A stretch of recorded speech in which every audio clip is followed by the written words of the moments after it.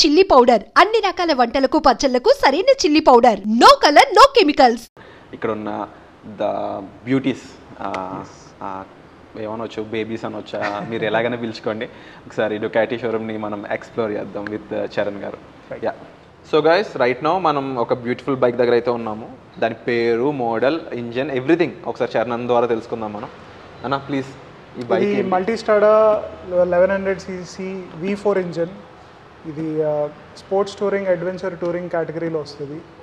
ఇది multipurpose bike, ఎక్కడికైనా వెళ్ళొచ్చు. There is no limit for this. జనరల్గా ఇంత పెద్ద బైక్ మీకు కనిపిస్తుంది కదా ఎంత వైడ్ ఉంది ఏంటి అనేది. అయితే ఇలా చూసినప్పుడు టూరింగ్ బైక్ అంటే మేము మైండ్లో వెళ్ళినా వెళ్ళకపోయినా లడాక్ గుర్తు వస్తుంది. కానీ ఇది ఆఫీస్ కూడా వేసుకెళ్ళొచ్చు, ప్రశాంతంగా డైలీ తిరగవచ్చు. ఎక్కాక అంత పెద్ద బైక్ ఫీలింగ్ ఏముండదు. మీరు రైడింగ్ పరంగా మీకు చాలా బ్యూటిఫుల్గా ఉంటుంది, ఈజీగా ఉంటుంది అని అంటూ ఉంటారు కదా, ఎలా? ఇది మనకి దీంట్లో డిఫరెంట్ రైడింగ్ మోడ్స్ వస్తాయి. అంటే పవర్ తగ్గించుకోవచ్చు, పెంచుకోవచ్చు. సస్పెన్షన్ సాఫ్ట్ చేసుకోవచ్చు, హార్డ్ చేసుకోవచ్చు. ఓకే. ఇంజన్ కంఫర్టబుల్గా మరీ ఎక్కువ పవర్ ఎక్కువ ఉండి ఫుల్ యాక్సలరేషన్ కూడా లేకుండా ఉంటుంది. వెనకాల బ్యాగ్స్ పెట్టుకోవచ్చు కావాలంటే టూరింగ్కి.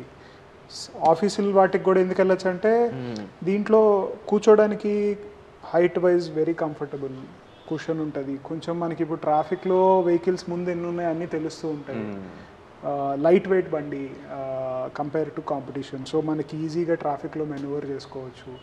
సో అక్కడ ఇప్పుడు అందరూ ఎస్యూవీలు కొంటున్నారు. సో పెద్ద బైకుల్లో కూడా పెద్ద బైకులు ఆర్ కంఫర్టబుల్, ఎందుకంటే కొంచెం హైట్లో కూర్చుంటారు, కింద గ్రౌండ్ క్లియరెన్స్ బాగుంటుంది. అండ్ జనరల్గా డుకాటి బైక్స్ అన్నప్పుడు జనాల్లో ఉండే ఎజంప్షన్ ఏంటి అంటే మైలేజ్ చాలా తక్కువ ఉంటుంది, మేబీ సింగిల్ డిజిట్ కూడా ఉంటుంది, సింగిల్ డిజిటే ఉంటుంది అనే ఎజంప్షన్. సింగిల్ డిజిట్ లేదు కానీ మనకేంటంటే దీనికి మార్కెట్లో ఏ వెహికల్కి, ఏ అడ్వెంచర్ వెహికల్కి ఇంత పర్ఫార్మెన్స్ ఉండదు. 170 హార్స్ పవర్ అంటే ఇది మోర్ దెన్ 250 km/h వెళ్ళదు. సో అంత పవర్ ఇచ్చినప్పుడు కొంచెం మనకి ఫాస్ట్గా పరిగెత్తాలన్నా ఎక్కువ గాలి తీసుకోవాలి కదా. సో ఎంత మైలేజ్ ఉండొచ్చు? సో 15 to 18 వస్తుంది. 15 is more than enough ఈ ఇంజన్ బైక్ అయితే 15 to 18 km ఒక లీటర్కి ఆరామ్సే వస్తుంది. కొంచెం స్పీడ్ తగ్గించుకుంటే 20-21 దాకా కూడా వస్తుంది. Depends on how we ride. అంతే, ఏదైనా ఈకో మోడ్ అని చెప్పొచ్చు సిటీలో. అండ్ వెయిట్ కంటారా, మనం సైకిల్ తొక్కేటప్పుడు సైకిల్ కూడా హెవీగా అనిపించింది. డెఫినెట్లీ ఒక పాయింట్ ఈ బళ్ళు పవర్ ఇంజన్ తిన్నాక ఒకసారి కదలటం మొదలెట్టిన తర్వాత బరువు తెలియదు మనకి. సో దాన్ని రైడ్ చేసే విధానంలో మనం మర్చిపోవాలంటే అది ఇంకొక స్కిల్. అది నేర్చుకోగలిగితే మనకి చాలా ఈజీగానే ఉంటుంది. బండి ఎప్పుడు వెయిట్ తెలియదు. బట్ డుకాటి అనగానే ఆ మైండ్లో కూడా రెడ్ లావిష్ అంటే ఇట్లీ రేసింగ్ కలర్ ఇస్ రెడ్. మీరు డుకాటి లోగో కూడా చూస్తే అక్కడ వెనకాల that red colour is basically racing red అంటారు.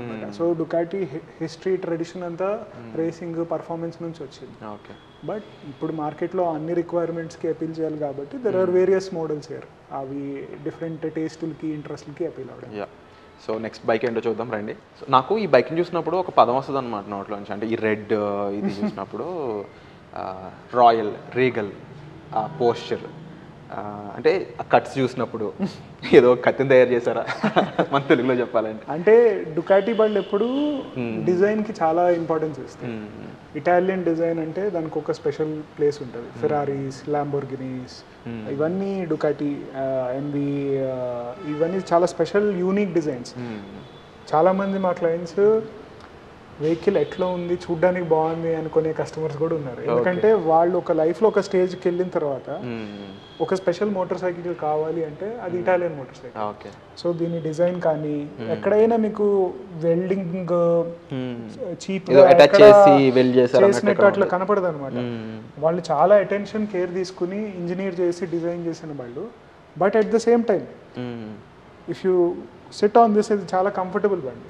208 హార్స్ పవర్ ఉంటుంది. కానీ ఇది మీరు కొంచెం ట్రాఫిక్ ఇంత లేకపోతే డైలీ యూజ్ చేయొచ్చు. It's like art. So and దీని గురించి స్టోరీ చెప్పాలని యాక్చువల్గా ఇది దట్ వాజ్ మాన్స్టర్. అది స్ట్రీట్ ఫైటర్. అది స్ట్రీట్ ఫైటర్, ఇది డియావెల్. సో ఇటలీలో ఇటాలియన్లో డియావెల్ అంటే డెవిల్ అనమాట. ఓకే, సో చూడడానికి అలాగే ఉంది. బ్లాక్ కలర్లో వాళ్ళకి ఏంటంటే కాస్త డెవిలిష్ నేచర్ క్యారెక్టర్తో కొంచెం. దీనికి వెనకాల టైర్ సైజ్ చూస్తే చాలా పెద్దగా వస్తుంది, one of the biggest. So ఆ బ్యాట్మెన్ బళ్ళు ఉంటాయి కదా night time, actually very similar character. ఆరో అని ఒక సిరీస్ ఉంటుంది, అందులో ఆలివర్ క్వీన్ నడుతాడు అనమాట. అప్పుడు చూసాను ఈ బైక్ని. దెన్ అజిత్ గారు ఆరంభం అనే సినిమా అనుకుంటా, అందులో నడుపుతారు. అవి చూసాక ఏంది దీని షేప్ ఏంటి బైక్ లాగా వేరేలా ఉంది, ఒక వెరీ మోడర్న్ డిజైన్ అనిపిస్తుంది, టూ మోడర్న్ అనిపిస్తుంది. కానీ ఇది you will be very surprised, ఇది బండి అరౌండ్ 220 odd kilos ఉన్నా కూడా మీరు సిటీలో అగైన్ చాలా కంఫర్టబుల్గా వెళ్ళచ్చు. ఫర్ ఇన్స్టెన్స్ ఎగ్జాంపుల్ ఏంటంటే దీంట్లో 4 cylinders ఉంటాయి, ఇక్కడ ఒక 2 cylinders, ఇక్కడ 2 cylinders. ట్రాఫిక్లో 2 cylinders ఆఫ్ అయిపోతాయి కార్లో ఉన్న టెక్నాలజీ లాగా. సో బండి ఇంజన్ వేడి మనకి రైడర్కి రాదు. సో అట్లానే దీనికి లైట్స్ దీంట్లో ఈ సీట్ కిందనే ఇంటిగ్రేటెడ్. ఓకే. సో చూడడానికి కూడా చాలా అట్రాక్టివ్గా ఉంటుంది. బిగ్ బైక్స్తో ప్రాబ్లం కూడా ఎక్కువ మందికి ఇంజిన్ దగ్గర కాలు కాలుతున్నాయి రా బాబు, వేడి వస్తుందనే కదా. సో ఈ కంప్లైంట్ దీంట్లో అంటే ఆ కంప్లైంట్ ఉండదు, కానీ అది ఎందుకు ఆ కంప్లైంట్ వస్తుందంటే మీరు రైడింగ్ గేర్ వేసుకోవట్లేదు కాబట్టి. మీరు రైడింగ్ గేర్ వేసుకుంటే అసలు హీట్ ఎందుకు వస్తుంది, రాదు కదా. So everyone riding gear is important. Helmet, jacket, pant as much as possible.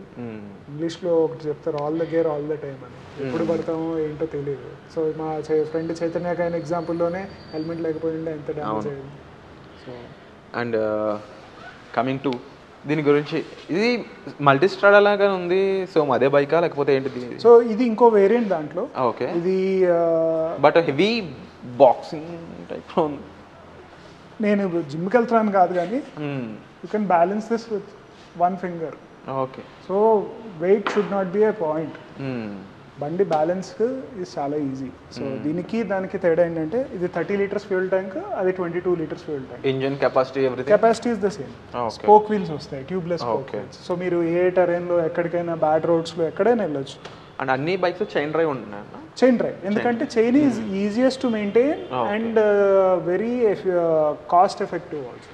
And మనకేంటంటే మిగతావి పెద్ద మెయింటెనెన్స్ ఉండదు, కానీ అవి ఎప్పుడో 50,000 60,000 kilometers మార్చారంటే చాలా ఖర్చు అవుతుంది. ఇది కొంచెం చైన్ లూప్ చేసుకుని టైట్ చేసుకుంటే యూ ఈజీలీ ఒక 5,000 6,000 kilometers వెళ్ళిపోవచ్చు. వీటి సర్వీస్ కాస్ట్ ఎలా ఉంటుంది? మన దగ్గర సర్వీస్ ఎలా ఉంటుంది? మనకి పెద్ద బైక్స్కి అరౌండ్ 12,000 to 15,000 per year. ఈ బైక్స్కి ఆయిల్ చేంజ్ ఎవ్రీ 2 years. ఇప్పుడు మన బైక్స్లో చిన్న 100-150 ccలోనే ఎవ్రీ 4 months 6 monthsకి ఆయిల్ చేంజ్ చేస్తారు. వీటికి ఎవ్రీ 2 years 15,000 kilometers లేదా 2 yearsకి ఆయిల్ చేంజ్. ఇవన్నీ విన్నాక నాకు మనం రాయల్ ఎన్ఫీల్డ్ వీటి మీద అన్నెసరికి ఎక్కువ ఖర్చు పెడతాం అనిపిస్తుంది. అంటే కొనడానికి ముందు ఎక్కువ ఆలోచిస్తాము, అవి కొనేసి ఎక్కువ పెట్టడానికి ఇబ్బంది పడతాం. అంటే ఇవి అనుకున్నంత ఎక్స్పెన్సివ్ టు మెయింటైన్ కాదు. ఈ విషయం చాలా మందికి తెలియాలి. ఎందుకు అంటే they have passion, they have lot of interest in these bikes. దీనికి ఇప్పుడు నా బండికే నేను లాస్ట్ 2 years అయింది కొని, ఇప్పుడు వరకు బ్రేక్ ప్యాడ్స్ ఒక్కసారి మార్చా, టైర్స్ 18,000 తిరిగాను, ఇంకా మార్చలేదు. ఇంకా మెయింటెనెన్స్ మొత్తము ఒక మేబీ 20,000 మించి అవ్వలేదు 2 yearsలో.